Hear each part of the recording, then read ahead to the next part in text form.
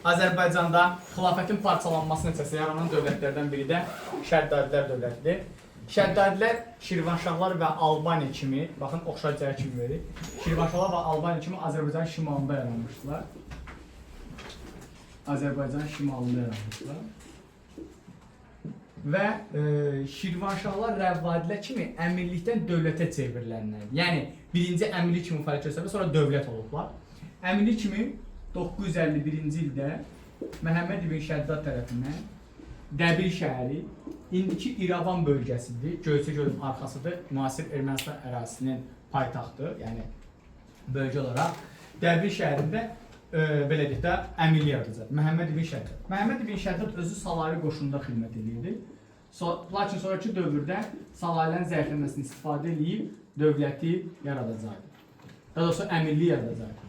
971-ci ildə isə birinci Əli Ləşkəri Şəddadi dövlətin əsasını qoyur. Dövlətin paytaxtı isə Gəncə şəhəri olacaqdı. Əli Ləşkərin dövründə Dəbil yenidən birləşdiriləcək, Dəbillə bərabər Bərdə birləşdiriləcəkdi, Şəmkir birləşdiriləcəkdi ərazilərə və bunları özünə tabe edəcəkdi. Əli Ləşkərdən sonra gələcəkdə hakimiyyətə Fəzl ibn Məhəmməd. Fəzl ibn Məhəmmədin dövründə Gəncə ətrafındakı xırda feodal müştəri ləğv olunacaqdı və birləşdirilir Şəddadilərə. Feodalları özünə tabe edəcəkdi.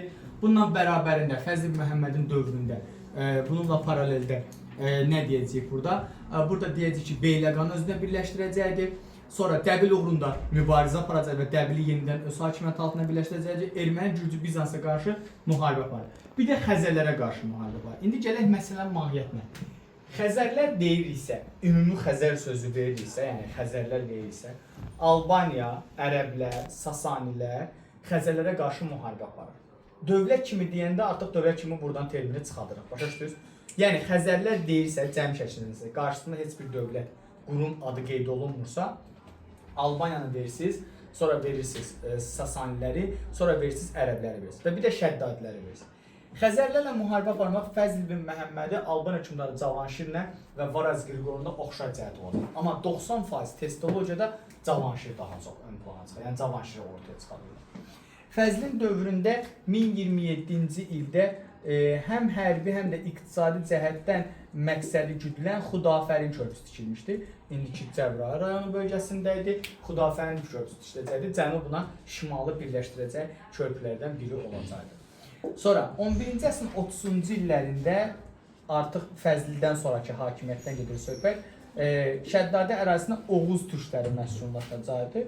Oğuz türkləri məskunlaşması Şəddadiləri hərbi cəhətdən gücləndirəcəkdi və onların Gürcü Erməni Bizansa qarşı mübarizəsini daha da asanlaşdıracaq. Fəzlindən sonra hakimiyyətdə Musa ibn Fəzl gələcəkdi. Musa ibn Fəzlin dövründə uşaqlar bir cümlə bəhs eləyir. Qardaşı Beyləqanda üsyan qaldırmışdı deyə qardaşı. O üsyanı yatırmaq üçün Slavyanları köməyə çağıracaq və Beyləqan əhalisinə divan tutacaq. Buna yəni bir cümlənin bəhs edir. Qardaşın üsyanı yatırmaq üçün Beyləqanda üsyan baş vermişdi və buna görə də bu üsyanı yatırmaq üçün Slavyanları köməyə çağırır. Bu qədər bəhs edir. Üsyan. Beyləqan əhalisinə divan tutur və Slavyanlara böyük hədiyyələr verərək onları Bizans ərazisinə yola salacaq. Sonra hakimiyyətə ikinci Ləşkəri gələcəkdi. İkinci Ləşkəri Qətran Təbriz tərəfindən belə deyək də ananın şahı adlandırılacaqdı. İkinci Ləşkərin dövrünə buna fikir verirsiniz. 1037 Bizans Erməni, 1038 Gürcü Bizans, 1048-də isə Gürcü Bizans Erməniyə qarşı müharibə aparır. Bax, birinci Bizansına Erməni versiniz, ikinci Bizans Gürcü versiniz, üçüncüsü isə hər üçün versiniz. Amma 1048 mübarizəsində Şəddadilərin ən yaxın köməkçisi Səlcuqlar olacaqdı. Səlcuq dövləti olacaqdı. İkinci Ləşkərdən sonra hakimiyyətə Əbləsəvar Şavur gələcəkdi. Şavur gəldi. Əbləsəvar Şavurun dövründə Fəzl ibn Məhəmməddən fərqli olaraq Şirvanşahlara qarşı müharibə aparılacaqdı. Amma Tiflis Müsəlman əmri və Səlcuqlarla müttəfiq olunacaqdı. Rəvvadilərlə dostluq münasibətdə saxlanacaqdı. Şavur hərbi cəhətdən islah keçirəcəkdir. Hərbi cəhətdən islah keçirilməsi Mete-ilə oxşar cəhət olacaqdı. Sonra oxşar cəhət Mihrəqulu xanla, Kiyaksarla və İskəndərlə də oxşar cəhət verəcəksiniz. Şavurun dövründə Gürcülərə qarşı ciddi müharibə olur. Gürcülər bu dövrdə Azərbaycana və Şəddadilərə alan tayfalarla birlikdə müharibə aparır. Bu müharibə 1063-cü ildə olacaq. Şavur bu hücumun qarşısını almaq üçün isə nə edəcəkdi? Gəncə qala divarlarını təmir elətdirəcəkdi və Gəncə qala qapılarını düzəltdirəcəkdi. İbrahim Osmanoğlu tərəfindən düzəltdiriləcəkdi. 1054-cü ildə Şavur Səlcuqların Azərbaycana yürüşü ilə onlardan asılılığı qəbul edir və vahid düşmənə qarşı mübarizə aparacaq. Sonuncu Şəddadi hökmdarı 3-cü Fəzlin olacaqdı. 3-cü Fəzlin dövründə 1088-ci ildə Səlcuqlarla münasibətlər kəskinləşərək 1088-də Səlcuq hökmdarı Məlikşah tərəfindən Sərkərdə buğanı göndərəcəklər və Gəncəni ələ keçirəcəklər və Şəddadilərin varlığına son qoyacaq və bununla da beləliklə Şəddadi dövləti süqut edəcək. Azərbaycan cənubda yaranan xilafətin parçalanması yaranan digər dövlətlərdən biri isə Rəvvadi dövləti idi. Rəvvadi dövləti bu da əmirlikdən dövlətə çevrilənlərdəndir. 8-ci əsrin sonlarında yaranmışdır Rəvvadi əmirliyi. Ərəb tayfası tərəfi, ərəb mənşəlidir. Əmirlikdən dövlətə çevrilməsi Şəddadi və Şirvanşahlar, ərəb mənşəli olması Şəddadi, Şirvanşahlarla, bir də Dərbənd əmirliyindən və Tiflis müsəlmanlarına oxşar cəhət olacaq. 981-ci ildə Əbülhüccə Ər-Rəvvad tərəfindən yaradılır. Rəvvad tərəfindən dövlət yaradılır. Sonuncu Salari hökmdarı İbrahimi taxtdan salaraq dövlət yaradacaqdır.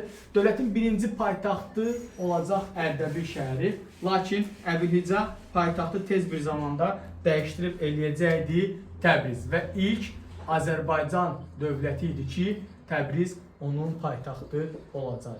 Paytaxt dəyişdirilməsi Əbülhüccə Ər-Rəvvadı kimlə oxşar cəhət eləyirsiniz? Əbu Tahirlə oxşar cəhət eləyirsiniz, Yusif ibn Əbsazla oxşar cəhət eləyirsiniz. Vəhsudan dövründə dövlət siyasətə güclənəcəkdir. 1028-ci ildə Oğuz türkləri məskunlaşacaqdı. Oğuz türkləri məskunlaşması onları da Rəvvadidə də gücləndirəcəkdir.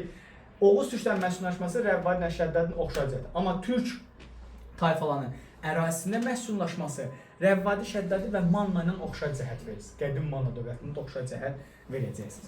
Sonra 1042-ci ildə Təbrizdə zəlzələ baş verəcəkdir. Təbrizdəki zəlzələ Təbrizin müdafiəsini asanlaşdıracaqdır, yəni dağılacaqdır şəhər. 1042-ci ildə həmin ildə Qaraxan dövləti iki yerə parçalanır, eyni ildə baş verən hadisələri yadda saxlayırsınız. 1054-cü ildə Şəddadilər kimi Səlcuq hökmdarı Toğruldan asılılığı qəbul edir və bu Erməni Gürcü Bizansa qarşı mübarizədə daha da işləri asanlaşdıracaq. Amma 1065-ci ildə Sultan Alparslan tərəfindən, Səlcuq hökmdarı Sultan Alparslan tərəfindən dövlət varlığına son qoyulur və bununla da Rəvvadidə süqut edir. 12-ci əsrdə Rəvvadilərə yaxın qohum olan Axsungüllər Marağada özlərinə belə deyək də balaca da bir şəhər dövlət kimi yaradacaqdılar. Bu da sizin Rəvvadi.